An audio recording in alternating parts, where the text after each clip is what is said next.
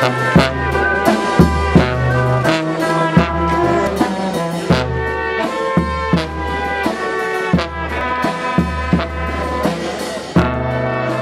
poručujete Srbima u Australiji? Da ne zaborave da su Srbi i da kad god imaju priliku dođu i posete sabor trubača u Guči koji širi jednu pozitivnu energiju, puni baterije, da imaju snage da se bave poslovima koji opterećuju preko cele godine.